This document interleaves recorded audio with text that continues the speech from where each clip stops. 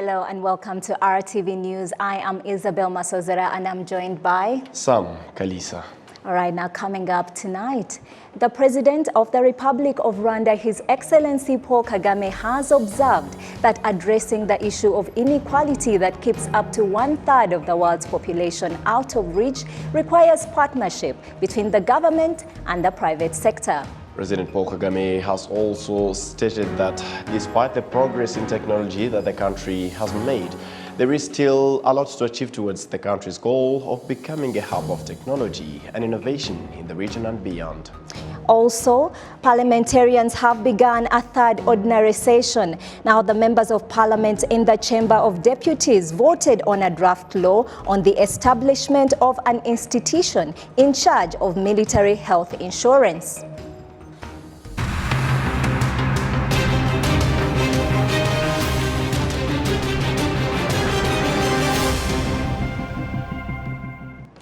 Thanks once again for choosing RTV News. Now, top of our stories, the President of the Republic of Rwanda, His Excellency Paul Kagame, has observed that addressing the issue of inequality that keeps up to 1/3 of the world's population out of reach requires partnership between the government and the private sector, because no one, he notes, can do it alone. Now, the head of state made the remarks on Monday as he officially opened the World Telecommunication and Development Conference. We have more. The World Telecommunication Development Conference is scheduled to last 2 weeks in Kigali, bringing together 1,300 delegates who are discussing global technology development. President Paul Kagame noted the fact that 1/3 of the world's population does not have access to internet, saying that it is a strong sign of inequality between developed and developing countries. He also added that inequality increased due to the COVID-19 pandemic. In Rwanda and all over the world, the pandemic has accelerated the adoption of digital technologies, but challenges remain. Access to high-speed internet has not kept up with the fast pace of digital transformation and the digitization of the economy in general. If such inequalities are left unchecked, development will accelerate more and more in some parts of the world, while elsewhere it slows down. The numbers speak for themselves. 1/3 of the world remains offline, and the majority are women in developing countries. The responsibility to shape the future of the digital economy and ensure no one is left behind lies with us and all of us working together. No company, country, or institution has the resources to do it alone. We must therefore prioritize public-private partnerships to expand affordable digital access and equip vulnerable citizens with digital literacy skills. President Kagame also recognized the youth as key stakeholders in this initiative and assured them of cooperation. As we strive to achieve universal and affordable connectivity, youth should be at the forefront. I want to reassure the earlier speaker representing the global youth that some of us heard you very clearly.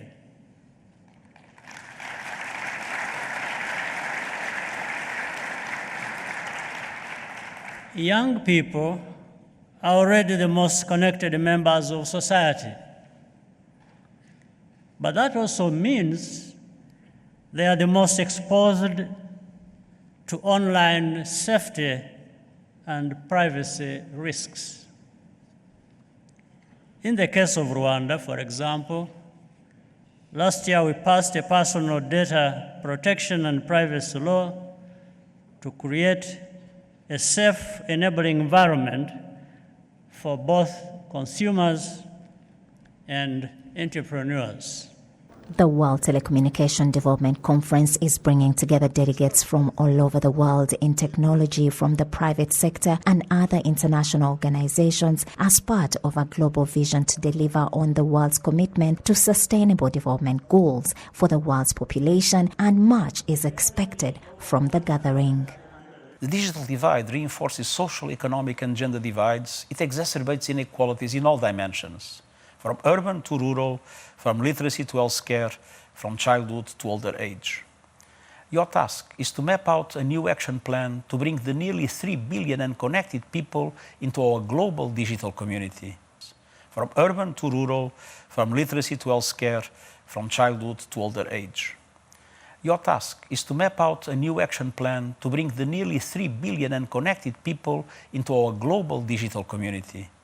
Because leaving no one behind means leaving no one offline. During the conference, the Secretary General of the International Telecommunication Union recognized President Kagame for his exemplary leadership in the advancement of technology. I'm honored to present His Excellency Mr. President Kagame with a certificate that recognizes Rwanda's digital transformation and commitment to bringing broadband connectivity across Africa and the world, and surely his strong leadership as President of Africa State and as champion for ICT in the world. The ITU, also known as the World Telecommunication Development Conference, is held every 4 years. This year, it is scheduled to last 2 weeks. This latest gathering follows the Generation Connect Global Youth Summit 2022, which took place last week.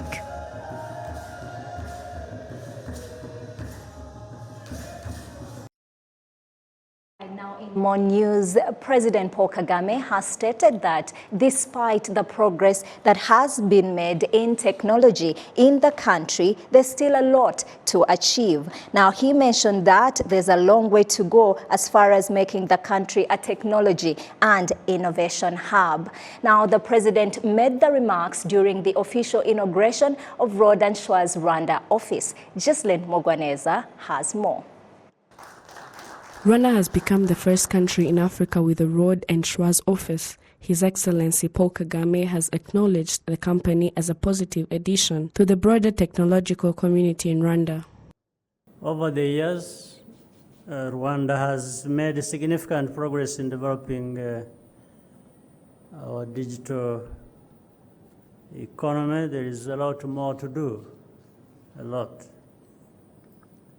Our strategy focuses on creating an enabling environment for business while investing in broadband infrastructure and digital skills.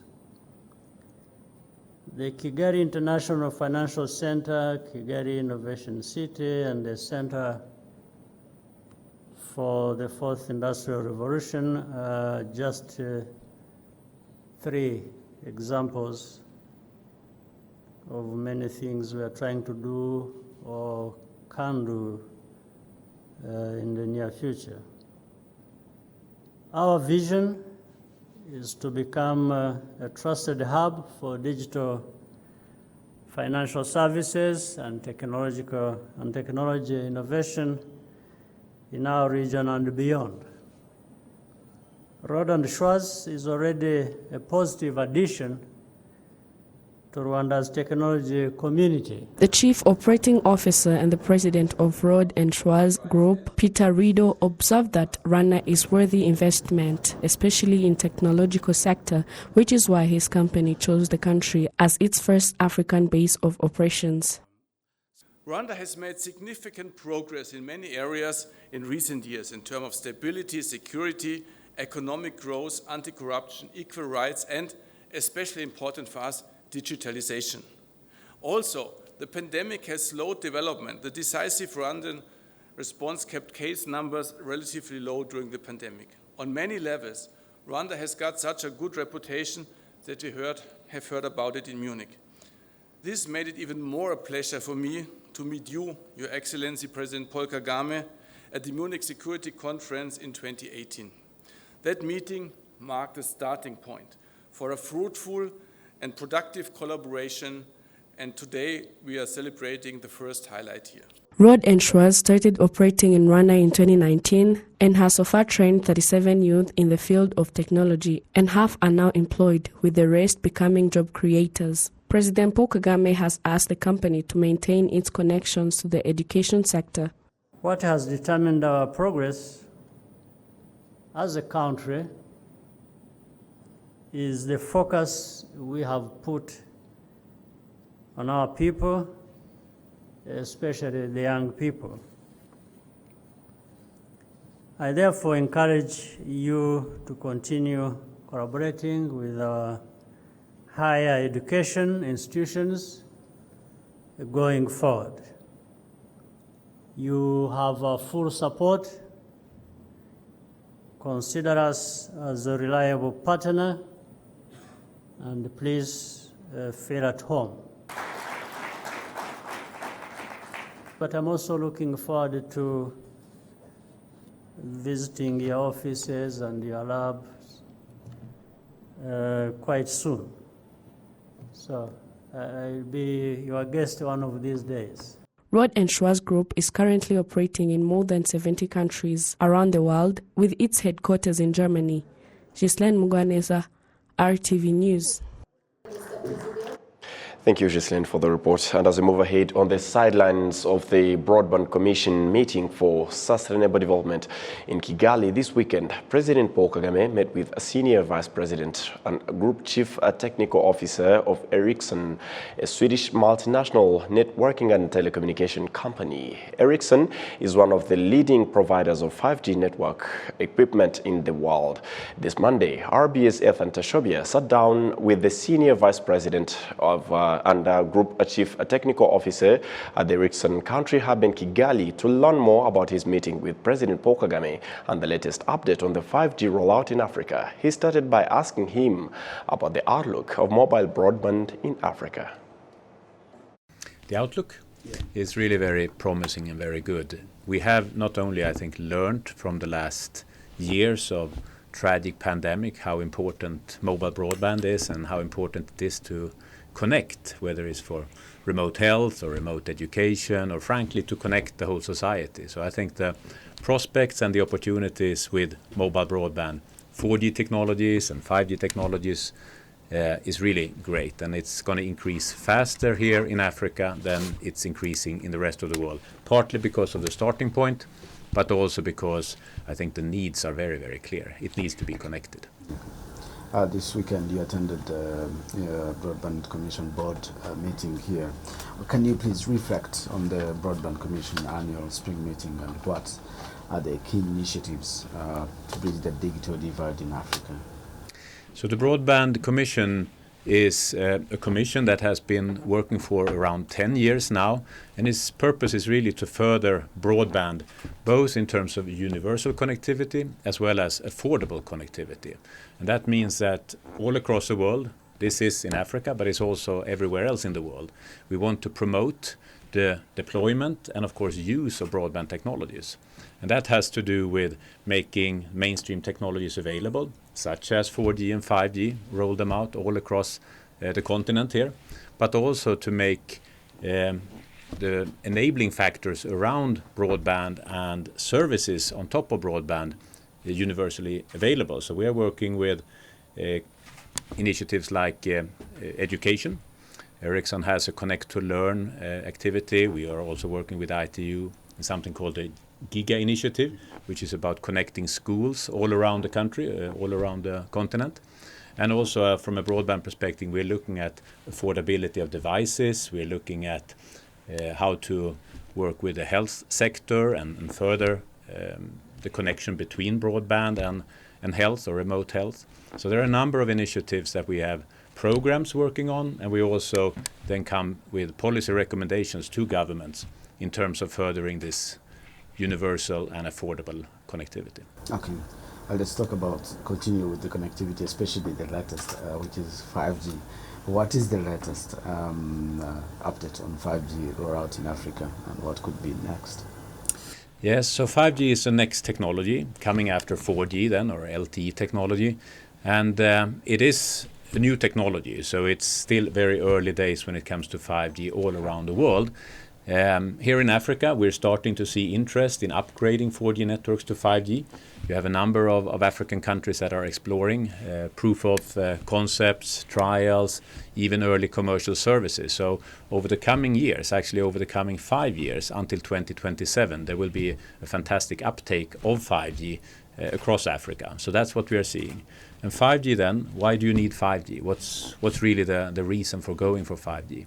One thing is that you have a greater user experience, faster download or faster access, also better video experience. But 5G is really much more to connect society at large, whether it's small, medium enterprises, whether it's the schools, whether it's the government agencies. All of these would benefit from a high-performance network, and 5G really takes that next step.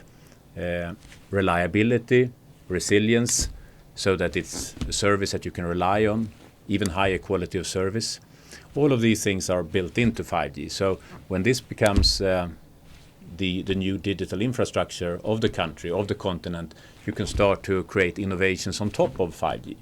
And that could be, as I mentioned, education, health, agriculture, transport, logistics, or, for example, smart manufacturing. We have one, I think, great learning from around the world, and that is that when you build with 5G from start, you get a much more efficient manufacturing plant. The smart manufacturing that is built on 5G from start can lower the energy consumption, reduce the waste, increase the productivity by a factor of 2. So we see a lot of good evidence that 5G is now becoming this digital fabric, the digital infrastructure, the digital platform that the country needs to digitalize all its other sectors. So it's really a big change from the previous generations to when we now go into 5G. And what is the latest technology being deployed by Ericsson to support mobile financial services in Africa? In financial services, I think Africa is a leader, and this comes from the mobile money experience that has really been pioneered in Africa. And of course, we are a proud provider of the underlying infrastructure for mobile money and services around Africa. What we see now is that there is an interest from operators, from our customers, to go beyond mobile money into more advanced financial services. And then our role is really to be this platform where other providers or startups could build their financial service applications on top of the digital infrastructure. And you do that over an open platform so that you can start to tap into innovation outside of the telecom industry. So that's our role, to be the enabler of more of these advanced fintech services. You met our President Kagame as well. What was the center of the discussion, and what should we expect from the discussion we had with him? Well, we are very present and committed in Africa when it comes to supporting our customers with 4G and 5G rolling out broadband. And of course, this is true also here in Rwanda. So we are proudly working with our customers here. And the discussion really was about how can we use digital infrastructure as an enabler for the country to take even the next steps when it comes to digitalization, when it comes to energy efficiency, when it comes to innovation, frankly. So I think that Rwanda has fantastic opportunities to be this pioneer, being the front runner when it comes to innovation on top of 4G and 5G. And that's really what the discussion centered around. And again, this is early days when it comes to the new technology. So we are also eager to see how can we support in terms of acceleration and making sure that this happens sooner rather than later. Thank you, Ethan, for that informative, exclusive interview. Now, in more news, the Digital Cooperation Organization, known as DCO, has signed an agreement with Smart Africa for the advancement of technology in general, and the main focus being on women and girls on the African continent. Precious Kirezi brings us this report.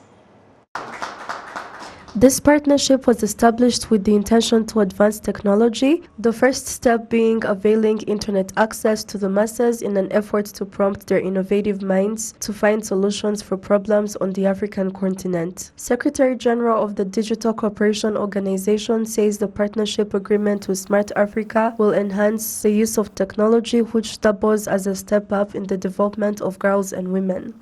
Moving traditional businesses into online and digital businesses, and that by itself will directly contribute to the GDP and also job creation. So a woman opening her own or moving her home business into an online business, that will create immediate jobs for other women. Smart Africa's Director General says that while their focus on gender equality never wavered prior to their partnership agreement, its establishment will help them achieve their goal for technological advancement for all. In this MOU, there is a specific action plan which will be addressing, of course, women gender equality in terms of digital transformation. Already the gender within the Smart Africa community or Smart Africa Council of ICT Ministers, which is dominated by females, and we really are pushing and advocating with those ministers to be the role model for the young girls to actually steer their career into a STEM type of specialization or major, which will eventually encourage the rest of the girls or the rest of the women in Africa to engage in technology. Smart Africa is currently operational in 32 African countries with a population of over 800 million and also works with 40 private companies committed to working towards achieving the single digital market in Africa by the year 2030. These agreements were signed this Monday at the World Telecommunications Development Conference. Precious Chirezi, RTV News. Thank you, Precious. And moving ahead, parliamentarians have begun their third ordinary session. The members of the parliament in the Chamber of Deputies voted on a draft law on the establishment of an institution in charge of military health insurance. Now, as Betty Morton reports, a desire was expressed by the lawmakers to see the health insurance used by civilians as well. Without the report. The start of third ordinary session for the 2021-2022 fiscal year in the Senate was chaired by the President of Senate, Dr. Augustine Iyamuremye, who reminded the senators about the activities of the last session based on the responsibilities of the Senate, which include the approval of appointments and government oversight.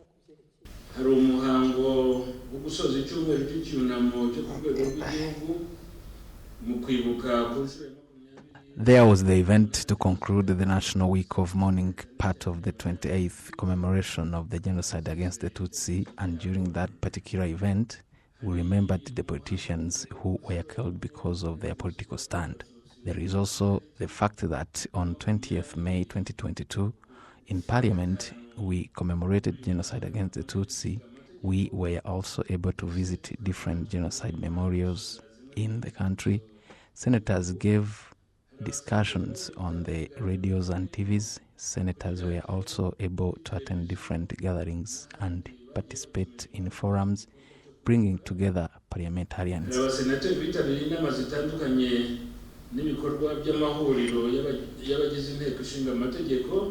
The Speaker in the Chamber of Deputies, Honorable Donatilla Mkabaris, expressed appreciations for the achievement of the last session and also spoke about the upcoming ones.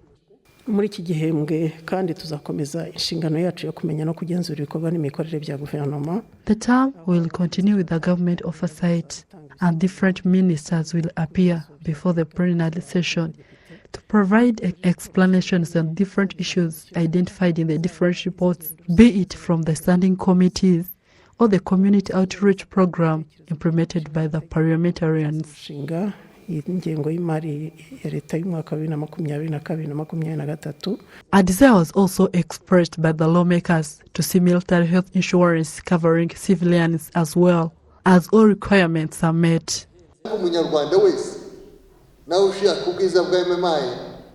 MMI should be expanded so that anyone who can afford to meet its requirements can be able to use it. We would like to join that disciplined insurance that provides good services like the General told us. The Minister of Defense, Major General Albert Murasira, explained to the parliamentarians that military insurance needs to expand its operations, be granted autonomy when hiring staff and increasing its investment so that its members continue to benefit. He also stressed that anyone can use the services it provides. Even civilians are allowed to use MMI. It is expensive, but it delivers good services. There is a decree of the Prime Minister which shows the members who are allowed to join. No one is excluded as long as they can make their contribution. The parliamentarians in the Chamber of Deputies voted in favor of the draft law on the military health insurance at the rate of 98%, and will have to first be reviewed by the relevant committees before it can be approved as a law. Betty Mutoni, RwandaTV News. Thank you, Betty. Now, experts in the field of space technology are attending a two-day meeting in Kigali aimed at discussing cooperation strategies in this area through exchanging satellite information. Now, these partnerships are seen as instrumental in helping to combat and deal with the various disasters that are damaging the world and killing its inhabitants. Francis Ngabo, the CEO of Rwanda Space Agency, noted that the meeting of various experts around the world on space technology is very important for human health and development and will help Rwanda in its commitment to satellite use. Space agencies in Africa and satellite operators will come up with resolutions and recommendations that will help us to work together for the development and the promotion of satellite communication. So we have developed and put in place a Department of Earth Observation that is working with different satellites to get satellite imageries and applying some machine learning and artificial intelligence to meet some of the needs of our stakeholders, like in agriculture, in monitoring urbanization, in having a sense of how forest or environment is being preserved, and so many other applications. Satellite General, beg your pardon, the Secretary General of the Global Satellite Operators Association emphasized that the Federation is ready to help African countries access modern technology. Through GSOA, we can foster a better understanding of the latest technology developments and help African governments understand how that they can make use of them. Because unless you have used a technology, you don't necessarily know how to license it in your country, how to train people to use it, how to really deploy it for the benefit of citizens. And through working with the GSOA members, we can foster a better understanding around this. And the story sums up our tonight's edition, and my name is Sam Kalisa. And I'm Isabel Masozera. Thank you so much for sticking with us. Stay with RTV. Up next is the French edition of the news. Bye.